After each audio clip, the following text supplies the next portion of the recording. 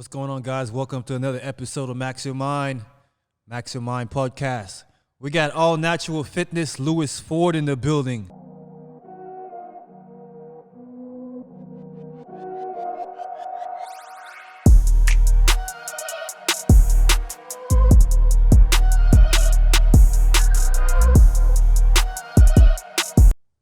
Thank you for coming. I know I've been trying to get you on. Yep.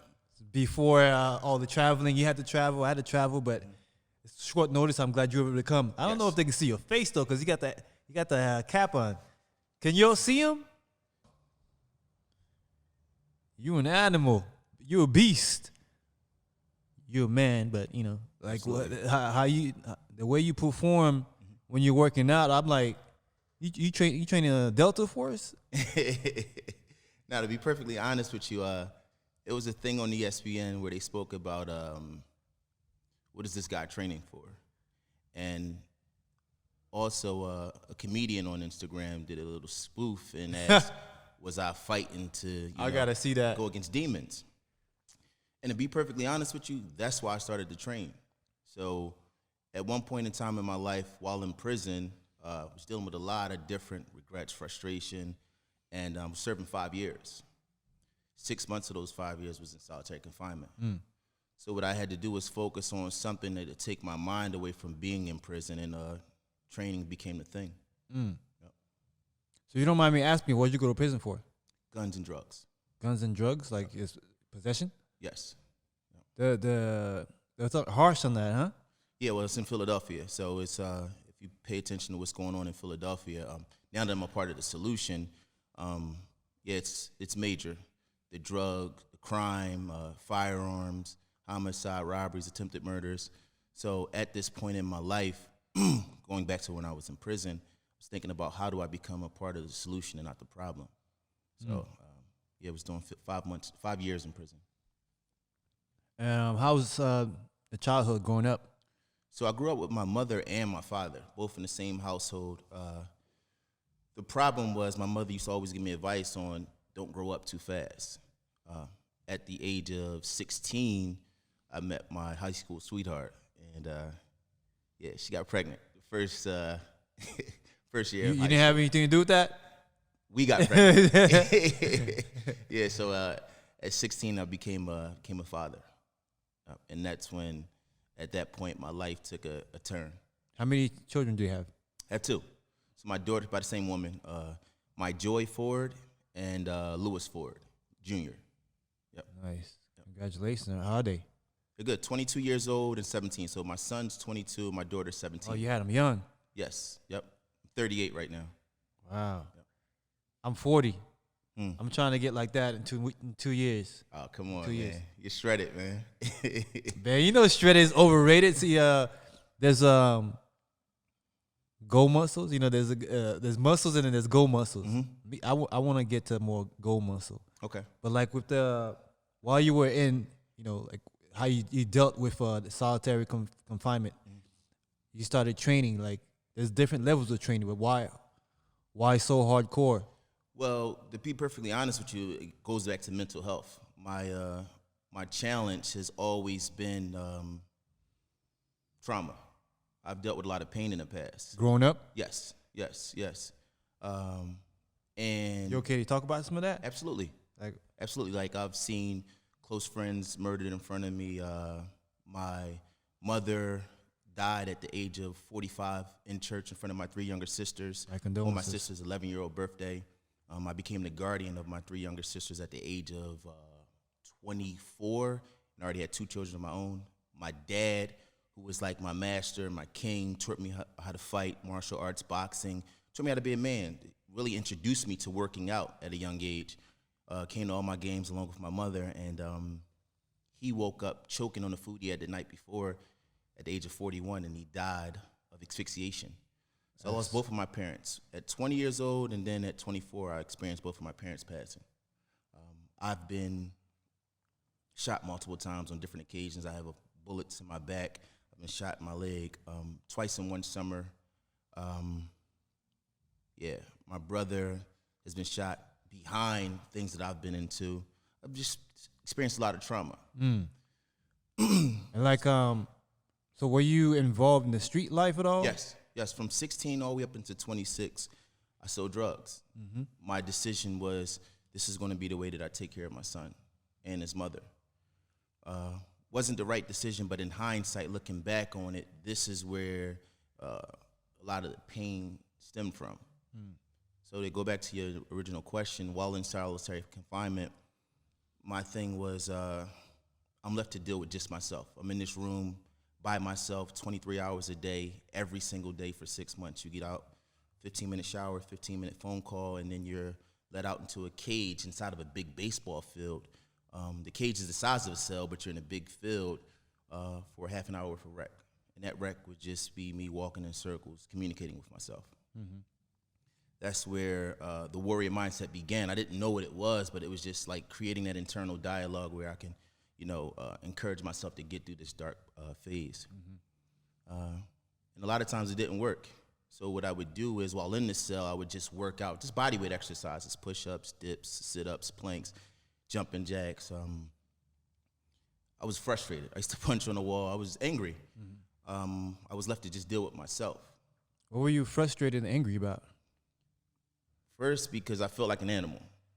I was locked in this cage. My mother was gone, my father was gone. Wanted to see my children, and I felt like just dealing with a lot of regrets. I have 2 children on the outside, 3 younger sisters, and I'm sitting in a prison cell. You got things to do, and you Yes. stuck. So I started working out, and I would work out hard all throughout the day, and the goal would be to work out and get tired enough to just sleep the hours away. I knew that I had 180 days to do in the whole. Didn't really work. I would go to sleep, wake up, thinking it's 4 hours, 5 hours, only half an hour that I've slept. So I was forced to really deal with myself, and that's when I started, journaling and dealing with a lot of my demons. Yep. And how did you end up in the hole? A fight. So got in a fight with my my cellmate. We have certain rules inside of prison amongst the inmates, and he violated one of the rules, and that just called for me to be aggressive. So got into a fight. Was given 6 months solitary confinement. And 6 months. that's where A fight? Yes, That's it was. Yeah, it was. So it was in a type of prison where like they're low tolerance on any type of crime, and it was in Virginia. I was a Pennsylvania inmate doing time in Virginia. So the penalty was severe. However, that was actually one of the best things that happened to me, because that's when I came up with this vision of becoming a personal trainer and righting some of my wrongs. So that was the goal. Like, damn, what can I do once I leave this place to be able to take care of my family, be proud about it, and also plant some positive seeds? And never had a job a day in my life. So I said, you know what? I'll use this time, this sentence to, build myself up and learn more about myself. So, yeah, I read everything from laws of nature, laws of the universe, anatomy, nutrition, personal training, and got my certifications. And the goal was, once I left prison, to become a personal trainer. wow. So like working out, exercising helped you while you were in the hole. Like, did it get better over time in the hole from Yes. exercising? And then you were like, I found something. Yes, because I'm gonna say, honestly, the first 30 days of solitary confinement, the walls start feeling like they're closing in. I'm hallucinating. It's just like I'm frustrated because I can't leave this place, and I'm here all day. So I had to focus on something that could take me away from that. And it was basically an internal dialogue that I created where I would encourage myself. I would affirm and then reaffirm all throughout the day, just this positive, powerful affirmations. I would write in my journal about some of the things that I was going through that day. It was basically just picking myself apart. And then it hit me one day, and it's like, all right, cool. I'm in prison. However, if I can continue to keep this dialogue, I can change the trajectory. Because while in the streets before prison, the dialogue was, I'm out here, I want to get rich and be able to take care of my family, but I was just on the wrong path. So I had to change the dialogue and also believe in it, because, like I said, I've never had a job. Yeah. So I'm like, damn, how can I still be my own boss? Had the entrepreneurial spirit, but just on the wrong path. Okay. So like in the growing up in the streets, like, did you see other options? People around you were doing the same thing? Like, why did you choose the streets? Well, the majority of people around me were doing the same thing. I grew up with my mother and father. My father was a lieutenant at a prison. My mother worked for the federal government. She was worked in corporate at a post office. My challenge was the friends and the neighborhood that I was from. Coming home from school, I would see that, damn, I see my mom and them being able to take care of us, but I see fast money on these corners, guys that are younger than my parents. And I was infatuated by it. I also had a son soon to come into this world, so I made a decision. Okay. Yeah. And in hindsight, like, the consequences of those choices, would you have chose differently if you knew? You know, these are... In hindsight, man, I would have made a lot of different decisions because today, when I look at my neighborhood and how Philadelphia is right now, it's just like, wow, what can I do to not only change the environment for my children, but also change the atmosphere for the city of Philadelphia. Not only the city of Philadelphia, you see that all over the country, where it's just destruction. Yeah, it's a lifestyle that's being embraced and glorified through film and music, but it's a dead end. Total dead end. I mean, you know from experience. I'm just out from the outside observing. Have you ever heard of somebody named Charleston White? Yes, I have. What are your thoughts on his content? My thoughts on his content is he is who he is. He speaks his mind, and I don't always agree with everything he says, but some of the things I do. One thing is for sure, two things for certain is to be a part of the solution, we have to speak against what's going on in our communities. But not only speak against it, what are we doing? How are we being active in, changing those things? So I can't really say what he's actually doing outside of his interviews, but what I can say is I agree with him when it comes to we have to change. Yeah, it starts with us. I probably watched all his interviews, and like you, I agree with some things he says. I don't agree with some things he says. He's got his own approach.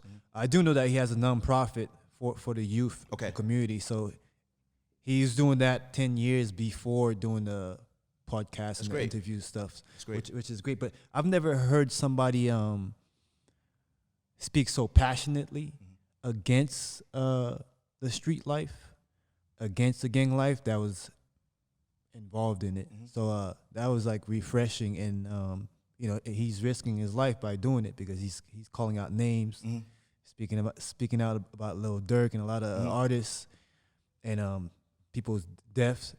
Oftentimes he's very disrespectful, but I take the meat and chew out the bones because I'm not him. I didn't walk in his shoes. But I see him doing something that I haven't seen a lot of men do. Well, to speak to like being a part of it and then to go through it with the deaths and prison and all the heartache that I've caused my family, I can see why he's so passionate about it. Because when you're on that path and you're a part of the problem, you're quote unquote asleep. But once you become awoke and it's like, wow, all of these things this illusion, this darkness that I was chasing, I was perpetuating, is something that's like growing like a wildfire. So, I mean, I have, it bothers me a lot too when I see it. It bothers me because I'm like, wow, just with the music, if you think about it, when I speak about affirmations and I speak about that internal dialogue and the power of the subconscious mind, it's like those frequencies that's coming through our music that's feeding the impressionable, the youth, that's telling them, opposition, you're a demon, murder, death, kill, savage, drugs. Yeah, exactly. All of those things is just like, how is that helping our community? And it's not. So I'm totally against it as well. So that type of music, I'm not knocking the artist, do what you do to make your money. But for me personally, it doesn't work. It doesn't work at all. So I don't listen to that much. It doesn't work for us as individuals or community. But there aren't a lot of people speaking out against it. In fact, there's more people glorifying it. Absolutely. Because they're like, I know the lyrics are toxic, but I'm just dancing to the melody and the beat. But the thing is, the lyrics are actually killing people. Like, people are going out to kill, and they're making music so they can get increased sales. Yep. So when you talk about change, like Black Lives Matter, I'm like, where's that energy like, when it comes to like our community, like ourselves and each other? And I say that too. I'm like, I don't see Black Lives Matter anywhere posted up in the neighborhoods that I'm from, where the killing and the murder is actually happening every single day. Yeah. I don't see it at all. It's like we're comfortable with that type of crime, that type of death. Desensitized. Yeah. It's yeah. So like I think you know you want to take action, and you have taken action in speaking up against supporting what you support and what you don't support. Speaking up against it publicly will inspire people, because like on social media, yeah, I see a strong Black man going hard at the weights, but it's like people's like, yeah, he's a monster, he's a beast, but they don't know the story, and they'll come up their own stories. And so I think it's important to hear it from the horse's mouth, like the backstory, the mindset, what warrior mindset means. And I've seen it, but some people use those words lightly. Warrior mindset, workout, athlete, workout in general. For some people, it's just a hobby. There's nothing more to it. They don't even realize that it's mental health. Yeah, it's therapy. So speaking of therapy, I have my first therapy session tomorrow. First ever? Nah, I've had it before, and I've tried it when I came out of prison. It was one of the things that I promised myself that I would do, and I didn't give it a chance. The first reason that I kind of like said that it doesn't work for me is because I had a therapist that really didn't understand me. And her first thing was she wanted to prescribe me medication. Oh, no. So I'm like, nah, that's something with the way that I live my life and focusing on being all natural. I couldn't do that. I understand that I'm hyperactive. I also understand that some of the traumas that I've experienced, I'm like a product of my environment. So with that being said, I tried another therapist. And it worked off and on, but the challenge for me was it took me back down that dark path, and I was reliving it every single time that I seen her, and I would leave the session just extremely drained. I would leave it even more frustrated and depressed. So we fast forward, and that was years ago. I've been out of prison. I came out of prison in 2014, from 2009 to 2014. Fast forward to years ago, and years now, and I'm just like, having a better understanding of myself and some of the things that I need. Talk therapy would be good, just to get some of these things out of my system and on paper, so that I can understand different game plan and exercise to be able to not pass those traumas down to my son or my daughter, for that matter. Yeah, cleansing and healing. When's the first one? My first session is tomorrow. I have talk therapy session tomorrow, and yeah, it's going to be powerful, because it'll build upon my internal dialogue. It'll also allow me to see some of the things that I need to work on. So I look in the mirror and just totally be honest with that reflection. That's powerful. I applaud you on taking that step. Yes. I mean, like you said, having to reface. I mean, I'm speaking from the outside looking in, but having to reface trauma to like understand it, examine it, and overcome it is it takes a lot of strength. And a lot of us have to do that with different things we've been through. And I believe like aggression and violence and a lot of that stuff is like is shielding trauma in our community. And so we got to talk more. It's like it doesn't have to be publicly about every topic, but at least to another brother, another sister, or somebody you trust, somebody that understands you, like you said. I think that's very important. Another challenge that's going on in the neighborhoods, I know for a fact, is all of the trauma that a lot of the guys that are, committing these robberies, these homicides, these attempted murders, the traumas that they've dealt with. And, seeing people die in front of them, not having their father, not having their mother around. I know that those traumas are then being perpetuated because, like they say, the quote unquote, hurt people hurt people. So it's like when you're upset and you're angry at your environment, and then you're looking in the mirror and you don't love the reflection, it's almost like everybody that you see that looks like yourself is a target. Right. I mean, like if love is not coming in, well, I'm not gonna have any love to dish out. I've been through trauma. That's what I'm gonna express. And like I know, growing up, I didn't go through these type of traumas, but like. I would say like I was sensitive to like situations. I get hurt easily. I thought is it because I'm soft, sensitive? What is it? My mom was like, well, you can't be sensitive. You're a man. And I was like, I believed her and everything, but I was just like, still, I get offended.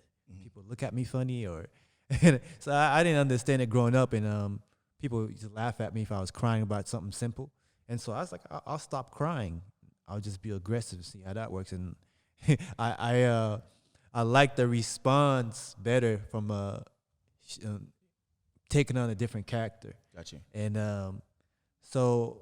And Charleston White, one of the things he said, he's like, when he was in juvenile for the crimes he committed, people around him that were killers, when he got to know them, they were pretty much boys that were traumatized. But they're never going to show you that. All you're going to see is heat. Aggression. Right, aggression or violence or crime.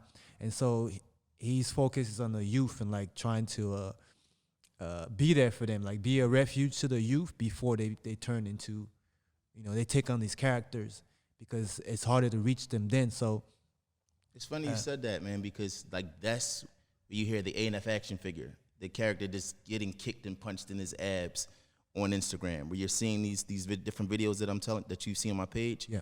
While in solitary confinement, Lewis, me, the human being, I felt weak at times. I also felt like I needed to create something stronger than myself to be able to get through day in and day out in this box. So instead of dealing with that pain right off, I just, cut that emotion off and became even more aggressive. So yeah, that is a challenge, because it's almost like the imposter syndrome, where you create something outside of yourself because you don't want to deal with the things that are natural. Or not deal with it in a more productive, healthy way. And so, but you probably had to be extra aggressive in there, huh? Like, absolutely. I mean, in life in general, even before prison, just being in the streets where the environment. Yeah, my car was shot up 15 times. I was shot in my back. I still had the bullet is still in my back. I was shot in my hamstring as well, and then a month later, I got into something else and was shot again. So just like a conflict of different. Just street stuff. I mean, there's drugs involved. There's jealousy involved. There's a bunch of firearms. There's a bunch of money involved. It's just, it's demonic. Right. It's demonic. Eventually, you're just gonna go head to head with opposition. And it's either death or jail is the outcome. But I wanted to speak to something when I speak about action and being a part of something that could, that's planting positive seeds. Yes, there's an organization in Philadelphia called NOMO, N-O-M-O, and it's New Options, More Opportunities. There's a guy that by the name of Ricky Duncan. He's the guy who created it, did a bunch of prison time, came from the streets, and he created this program for the youth to have options, to have different opportunities to do things outside of the streets. So they have job readiness programs. They get paid. They go on all types of trips. They teach them about mental health. I'm involved with that program.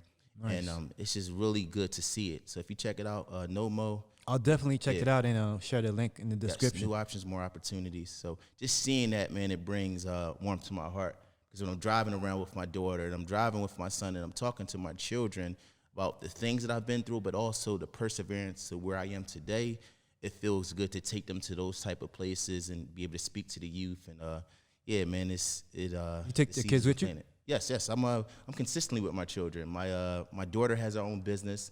So we started her LLC. She has her own pastry company. My son does Forex, and he works as well, overnight stock at Walmart. And they both help with the Warrior Mindset brand.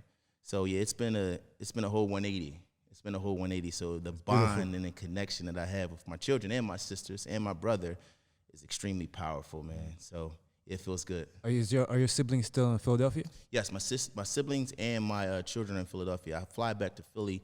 When I first moved out here, it was once a month. So every 3 weeks, I was flying back to Philly. So now what I do is every 3 months, I fly back to Philly. Okay. Yep. And there's no issues when you go back? Nah, no issues at all. No issues at all. Yeah, that's in the past. All that stuff is the past. Even the people that I know that are still in the street, they respect that I'm done with the streets. Gotcha. Yep. And with the NOMO, what are some of the things you're part of? Okay, so what I do is when I'm in Philadelphia, I go and I speak to the youth. Not only about the things that I've been through in the past, because a lot of the youth, they're coming from the street. and Nomo has pulled them in and is trying to show them another way. So not only some of the things that I've experienced in the past, but also how I've been able to use those traumas, identify them, and then use it in this world right here with business, your LLC, you're paying the insurance, just your taxes, all of these different things where you're running a business on social media and in person. So I've shared my journey with them, and I also offer resources for those individuals that want to do the same thing or something similar. I'm also there, and I help them with working out because they have equipment there too. So I show them how to train properly. We just connect, man. It's a beautiful thing. That is a beautiful thing. That's definitely needed. And do you know what you're up against? Yes. What from your perspective, what are you up against as far as what you're trying to do? Well, what you're up against is it's like everybody wants the fast pass. Rap, the streets, this is the fast pass. So almost like fitness. This is the weight loss pill. How do I get rich the fastest? And that's through drugs. That's through robbery. But they don't tell you the flip side that comes along with that. So what I feel like I'm up against is the thing that I was looking at the age of 16 myself. Like, you know what? Why that image? Why do I go to school all these years where I can just, pick up a package and, get rich overnight? But that's not the case. It's an illusion. And I stand here today and say, damn, if it's one thing that I can tell my 16-year-old self, it would be just to pay attention to those individuals who truly love you and not the glitz and the glamour. Because my mother and my father was giving me the understanding, giving me the knowledge, giving me the game, giving me the love. And the streets was giving me something else that I was infatuated by, but that fast pass only leads to destruction. Yeah, you're definitely aware of what you're up against and what the youth is up against. Even if they're not in the streets, it's just it's an image that influences the whole globe. Yes. And so, like, one of the things I know I'm like bringing up Charleston White's name a lot. He was like, I grew up listening to gangster rap, and he said he was upset when he found out Ice Cube and Tupac weren't gangsters. And that these were, entertainers. Yes. And he's like, so y'all been selling me a lot. He's like the rappers, they're not the ones putting in the work. Not at all. And as a matter of fact, now it's changed over time. Now people are putting in the work, and then they're making music about the work, and because that's what's selling. That's what's in demand. But he's saying that image is influencing destruction in the community. Yes. So if you want to help change the community, you gotta destroy that image. Yes. You gotta destroy that image and show people, like, if you're gonna glorify gangster music, also tell them what happens with the family members, the mothers, Yes. the funerals, the opposition going after each other, jail, like the short-lived, the pain and the trauma. Like, you guys not rapping about that. Not at all. So he was saying you can't show them this, but that, and I was like, that's powerful. So like with what I want to do with media, what we're doing right now, we're talking about it. That's a huge step forward. But I'm up against media. Yes. And media, music, and visuals is very powerful, very influential. So while me and you talking, a song could go from here to the other side of the world, and then that you know how the mental and the spiritual works with sound. Yes. The lyrics, the words, the affirmation, Frequency. right? So Vibration. I'm like, we have access to those same tools. So like, how do we use these same tools to shine light and tell truth?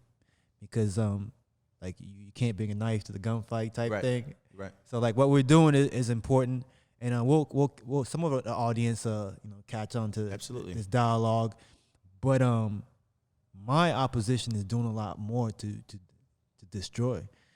So I gotta do more. Yes. And staying firm on who you are. Yeah. Like that's at the end of the day, I feel like that's another challenge. It's like being afraid to be who you are in front of the camera. Like, you know who you are, but it's just like, this isn't the popular thing. Right. To say or to be. I would say that we deal with that in the fitness industry as well. So it's like, this is because ultimately, at the end of the day, you are what you attract. So if I'm putting a certain energy out there that I'm not, that this is an imposter, I'm going to attract imposters. My goal and my vision is to push authenticity, because I want to attract those individuals that are in alignment with my mission. And that's why I speak about, that first and last line of defense being our internal dialogue, the conversation that we're having with ourselves, like defining ourselves and leading with that truth, and not being afraid to lead with that truth. Because ultimately it's just like, that's all we have. All we have is the conversation with ourselves, because once we feed ourselves something, we act it out. So I'm happy to be on this platform, because this is what I feel, this connection. Yeah, this is authenticity. Yeah, we don't have too many of these, and not enough. Yes. Especially from man to man, like there's a lot of I could say animosity, like when we see each other. Not specifically me and you, but like, and I would say it's partly because of influence. Yes. Because it's like I gotta be watchful when I'm around brothers because of the influence. It's not because of, for me, it's not because of experience. I didn't grow up in a bad neighborhood. Got you. A rough neighborhood. I mean, you did. It was rough. And so I'm just like, why am I, being watchful when I didn't grow up like so? It's crazy how that works, man. And media gives us that as well. Like it tells you how to think, how to speak. It creates how a separation. To act. Like I'm like, why is Scarface like one of the most popular characters in posters in our homes? I was like, and why is negativity like put on this pedestal when someone pushes something positive? Like if you look at your timeline or you look at the Explorer page, there's big bold words about just destruction, and you very rarely see positivity being pushed. However, my whole thing is, coming from a destructive past, like I'm strong enough in my stance to say, the positive way is where it's at, man. The negative, destructive way is just like, a lot of people that are even pushing it haven't even experienced it. They're glorifying things that they haven't even experienced themselves. Right. So it's all like, it's all an illusion. I used to wonder why people enjoyed bad guys, like the villains. And I was like, I believe it's because sometimes they give up this personality of being fearless or confident. And I was like, sometimes the good guys they're not confident enough, or they fear too much. And I'm like, that's not an image of him. That's a man that hasn't found himself yet. Yes. So I'm like, the media really shows like the bad guys out to be tough guys, but I'm like, in real life, they're not. Because like if you're being destructive to yourself, your brother, your mother, your community, that's not being a tough guy. That's suicide. Absolutely. So how is that making you a tough guy? But like if that's the image and the picture you put out, and you have storylines, it looks good, sounds good, and you're like, you know what, I'm gonna take on that character and get work done. So I understand. I'm a filmmaker. I went to film school. We learned how to manipulate minds. So they taught us how to manipulate minds. So we have the power to manipulate minds. So there's a responsibility that comes with that, and more people need to speak on it and not just go along with the flow and just capitalize off it. Most definitely. And I'm talking about from like, because hip hop music it gets played everywhere. Yes. A lot of different people make money off hip hop that has nothing to do with the streets. The death and the trauma that comes with it. Yes. So a lot of different people need to take responsibility and speak on it. But I'm not going to wait for somebody else to do it. If I see it and I hear and I believe and I have a conviction, then I'll speak on it. And then after words follow, action follows. Yes. And you have influence. You have over, 500,000 followers on Instagram alone. So at the end of the day, it's just like, all we can do is continue to plant that seed, and that garden will grow. Do our part. For sure. But like growing up and even now, do you see people coming together to speak about these topics like we're talking about? Yes. The challenge is there are individuals who have been through it. So not so much as the individuals who are actually in it. And that's the challenge with hindsight being 20/20. Because when I was 16 and my father was, trying to tell me this is the route, and other individuals who have been there and experienced that are telling me, look, don't go this route. Being in it and going through it and coming out of it on the other side is two different things. So it's hard to, not impossible, but it's hard to reach that individual who's actually experiencing it right there, especially if we're not offering them any type of alternative that could get them towards their goals. And a lot of times we don't even have goals when we're in it. It's just like the money. You can make money doing a lot of different things, but we go into this thing where it's like we're chasing death or we're chasing a prison cell. And when it's all said and done, you don't have much to show for it.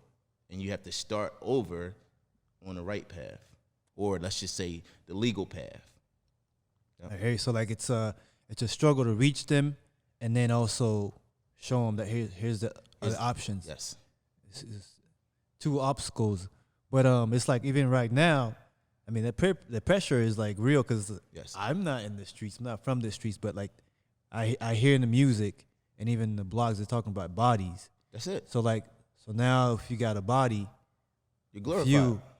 And as men, boys to men, there's a lot of pressure put on us to like, oh, you got 100 girls, like this one's got 1,000 girls, like this, that pressure and like going with the flow and just doing what everybody's just doing just because, not because it's healthy, it's like not because it's gonna set you up for life, but because that's what people are doing. That's the trend, and it's crazy because now that's something else. Young generations gotta struggle with. Yes. Not having to have killed.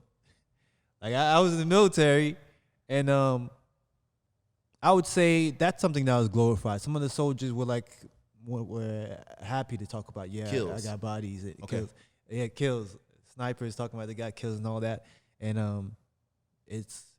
I don't know. It might have been a thing already in the streets, but like now it's in the music. Now it's in the music and the blogs and the comments and everything's so desensitized. It's like we all need a wake up call. Absolutely, absolutely. Like you need to see it in front of you to like start respecting the fact that it's not unhealthy for you. I mean, but even when it's pushed, people are desensitized because people are seeing the homicides and the death. People are also seeing it in person, but it's almost like it's glorified because this is the cool thing. It's like it means it's the culture right now. Exactly. And I'm just like, it's the culture for a certain group.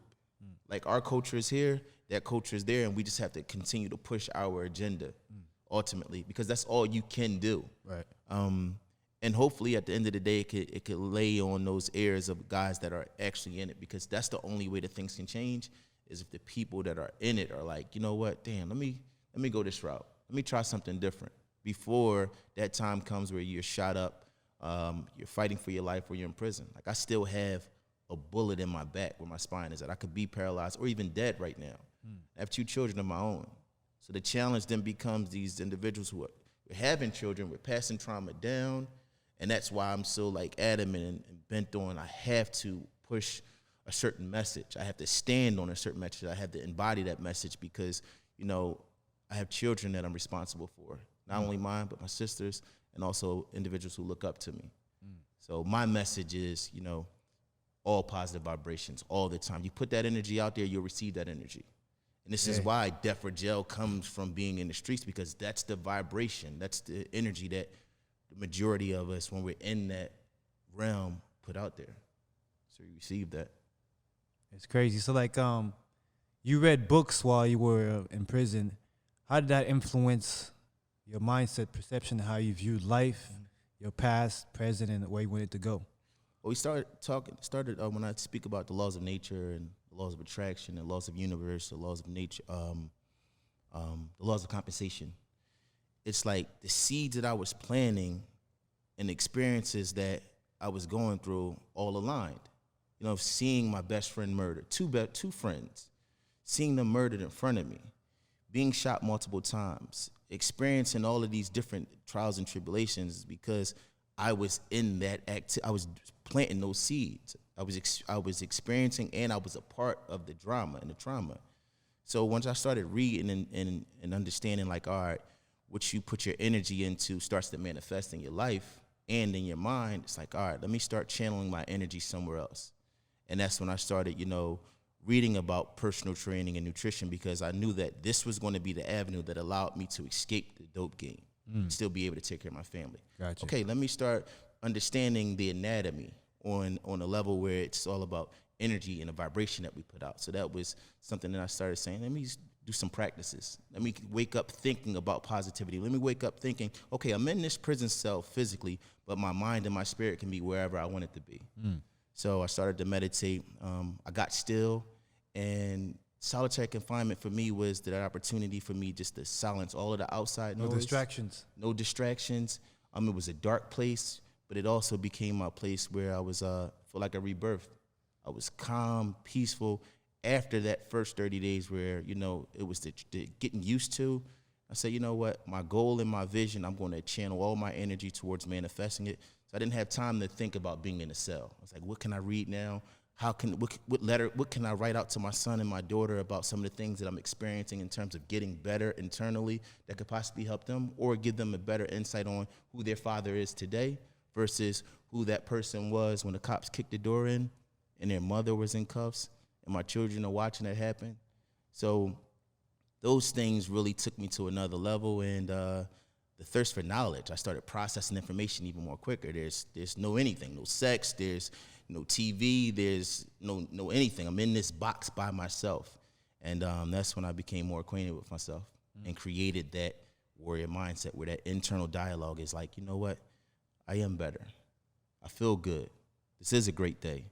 And people may think that it's this voodoo or whatever it is, but it actually works because it's your subconscious. It's what you're feeding yourself day in and day out. Right. That voice, that conversation is very important. So, yeah, and it has to be strong and powerful because, like, you're up against, like you said, opposition. You're up against so much. You're being told you're not shit. You're being told you're a felon.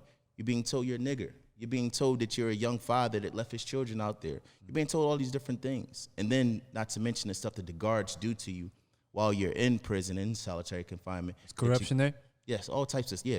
I mean, there's times where there would be one guy on the block that's acting unruly, banging on the door, just acting loud, cursing the guards out. They even, defecate and urine inside milk cartons and throw it at the guards. All different types of crazy things. And what they'll do is, you know what? No one's eating lunch today. Or everybody's going to miss dinner. Now, mind you, our last meal of the day is 4 p.m. Our next meal isn't until 6 a.m. the following day. So from 4 p.m. to 12 midnight, all the way up until 6 a.m., you're in this cell with small meal. So, yeah, you guys are not going to eat dinner today. So I'm like, all right, cool. Got to just push through it.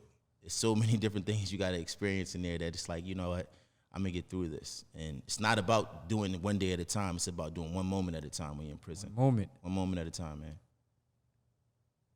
Sheesh. So like that's totally a different warrior mindset. It's different. And after 4 years, real quick, this is the last thing. After 4 years, because my sentence was initially 4 to 10 years. After 4 years, you go see some panel called the parole board. They determine whether or not you will be paroled. So 4 years is your minimum, 10 years is your maximum. And in between that time, you can be sent home on supervised release. So 4 years goes past, and I'm waiting on this. I got my family next to the phone, letting them know how it's going to go. Go see the parole board, and they asked me, Lewis, what do you think we should do with you today? Now, mind you, I'm waiting for this day for 4 years. Let them know I got these certifications. These are the things I learned. I'm no longer thinking about going to the street. I'm totally finished with the street. The judge is recommending that you do the entire 10 years, so go back to your cell. We'll review your case in another year. Just like that. Sheesh. So I get an additional year. So 4 years turns into 5 years. And it was during that time that I realized, you know what? If my vision is to change my life, it's not about being free. It's not about being in prison. It's about me remaining in alignment, whether in prison or free, and doing everything I could possibly do to better myself. So I used that last year to really, really focus on that mind, and that warrior mindset got even stronger because that's when I began to journal. Like, not just the good things, but some of the things that I knew that I was perpetuating that no longer served me and had to be done with. So, yeah, that extra year, it was devastating in the beginning, but it actually helped me to be even more stronger internally. Thank God for that. Yep. So, like, when you got out, did you go back to the same environment? How did you take the steps? Because, like, some people go back to the same environment, and that takes them back to jail. When I got out of prison, luckily, I had a good woman, a mother of my children, Daia, very special woman. My son and my daughter were all there waiting. My sisters were doing well, so everything was going good. And the most important thing was when I came out, I wasn't in a hurry to be able to take care of everything financially. So my goal was no matter how hard it got, I was going to focus on building my personal training business. So one client led to two clients led to three clients, and ultimately after training, I would just go back in the house and enjoy my family. You got to remember, this is 5 years away from my children. I missed 5 solid years. My daughter was 4 when I went away. She was 9 when I came home. And my son was, he was 9. He was 14 when I came home. So,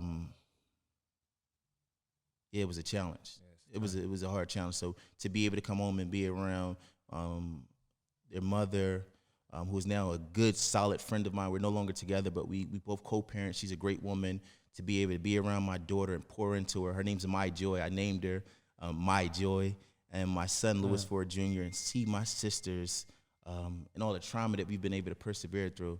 It's, it motivates me, man. The whole family had to develop a warrior mindset. Whole family. Actually, my sister, the oldest sister, she seen my mother and my father pass. She ran downstairs. My father was holding his throat, falling all over the living room, and he died of asphyxiation. She was 11 at the time. And, that's right. 4 years later, she's in church with my other sisters, and she seen my mother pass. And my 11-year-old sister, this is her birthday. So Dawn, Selena, Giovanna, 3 younger sisters, man, they've been through so much. And, my goal is to do as much as I can possibly do to make these years of their life better. No father, no mother, and they're doing great. My sister Giovanna has her master's. Dawn has her own hair business. And Selena has her child, and she's doing well with her job. Everyone's doing their thing. Yep. Giovanna has a master's, and she has twins and a daughter, and she's a therapist, a trauma therapist. That's actually my first session tomorrow. Hold up. My oldest Family sister. member is doing the therapy? Yes, my oldest sister. She has her master's. Oh, that's what's up. Yes. Yep. She definitely understands you. Yes, bro. So that's going to be powerful, man. It's going to be a way to connect. So she lives, over the phone? We're going to do Zoom. Okay, gotcha. Yep. And so like, you probably heard some people get out and go back to doing the same thing. Mm-hmm.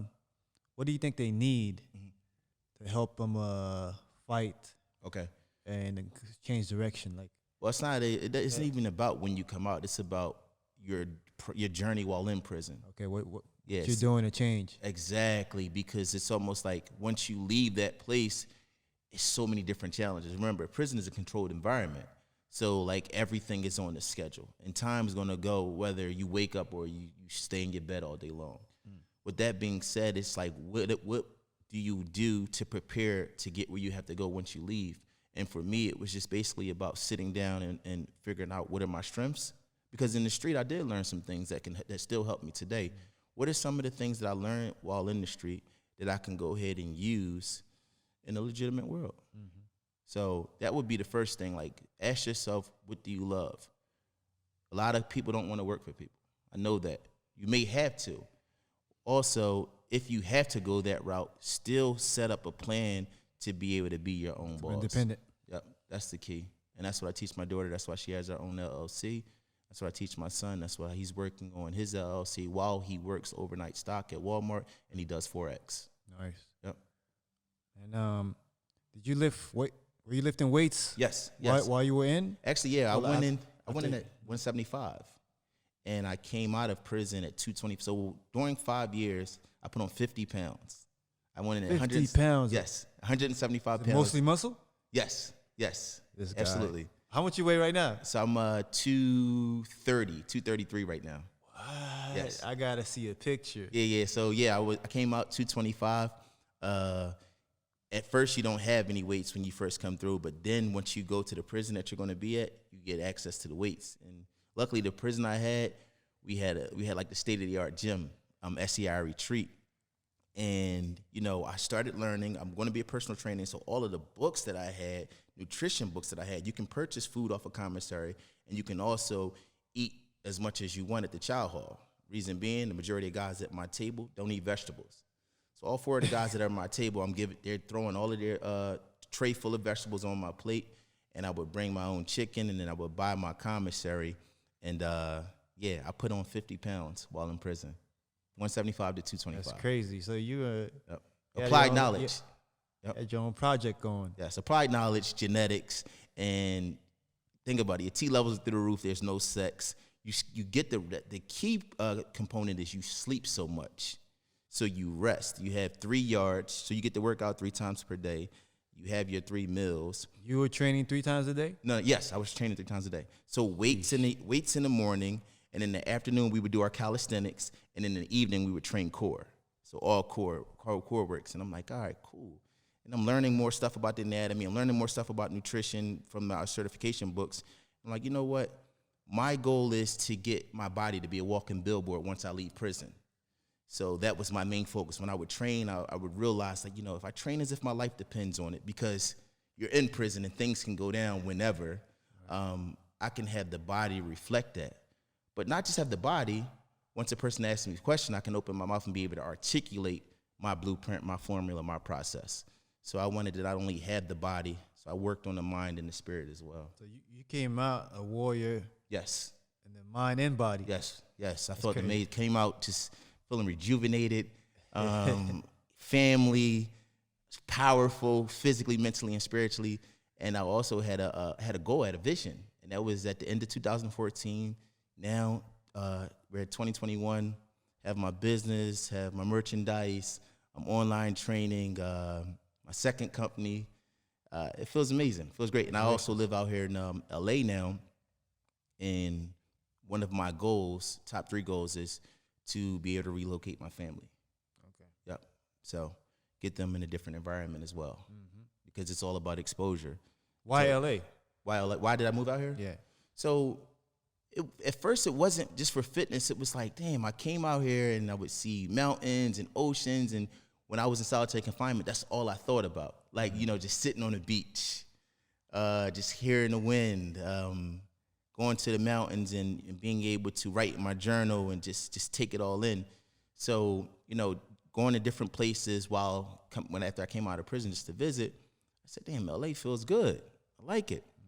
And I'd also just recently, at the time, I had separated from my children's mother. We were together 21 years. So we met the first week of 9th grade, and we separated around, she was 34, I was 33. We have 2 children together, a beautiful home. She's a beautiful woman. We're really good friends right now. So I needed a little change as well. I needed to create that separation, and it's kind of devastating to break up. So I wanted to do something and be able to, identify who I am by myself. So I had to basically create that solitary confinement once again. Gotcha. To reconnect with myself. Gotcha. When did social media come about? Social media came about immediately. I mean, when I was in prison, my son and my daughter were telling me about, Instagram and Facebook and things. I was sharing my goals. I was saying, like, this is what I'm going to do. I wanted to hold myself accountable, but I also wanted to put it out there because I understand the power of writing things down and also sharing those dreams with individuals who love you. So I would share with them, and they were telling me, like, all right, this is what's going on with social media. So when I came out, when I left, it was like a BlackBerry. And when I came out, it's like this touch screen, and they're talking about Instagram and Facebook, and I'm like, I really didn't know how to do it.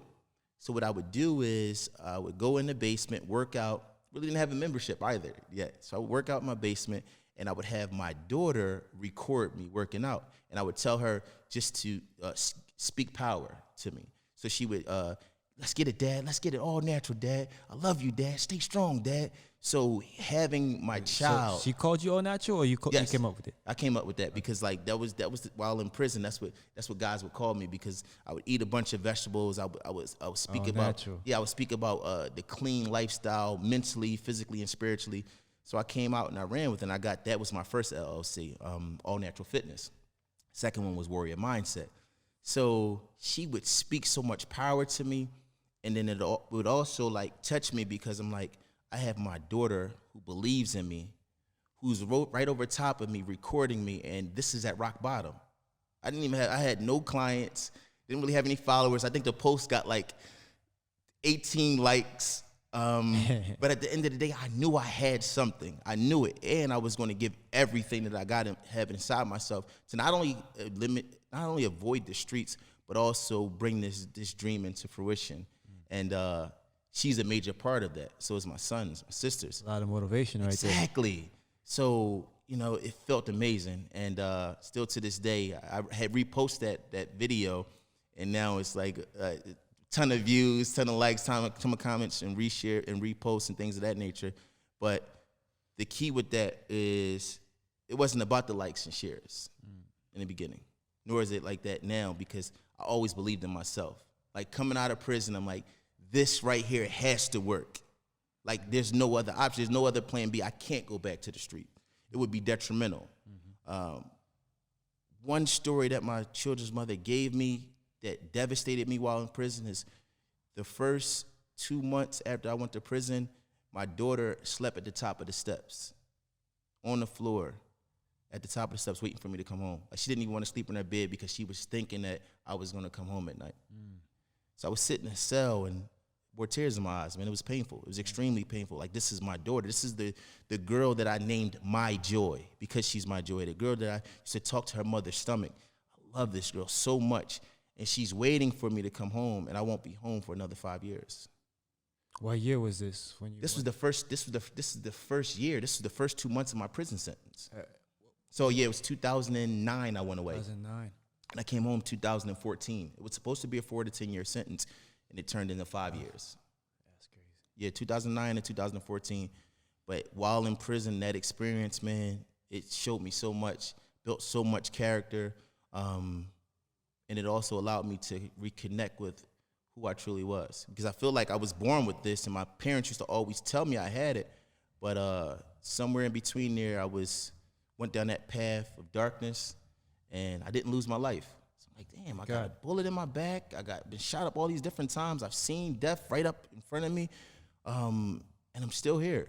I have a purpose. I have a mission, and this is why I go so hard. This is why you see the videos, because it's just like, you go hard, bro. I have to, bro. This is, a lot of times it's me also fighting some demons that still lurk.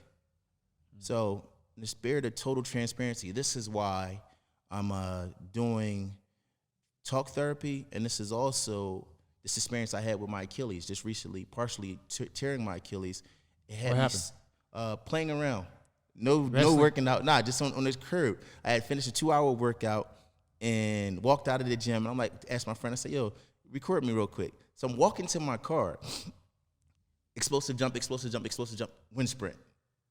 I'm like, hold on, let's do it one more time. Long story short, we recorded it 3 times, and I said, damn, I want it to be a little bit more crisp.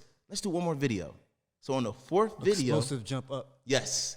On the 4th jump up, I had Atomics on. You know what they are, like the Rider-Wear sneakers. Right. I had those on, unlaced. So I'm like, you know what? Let's do one more.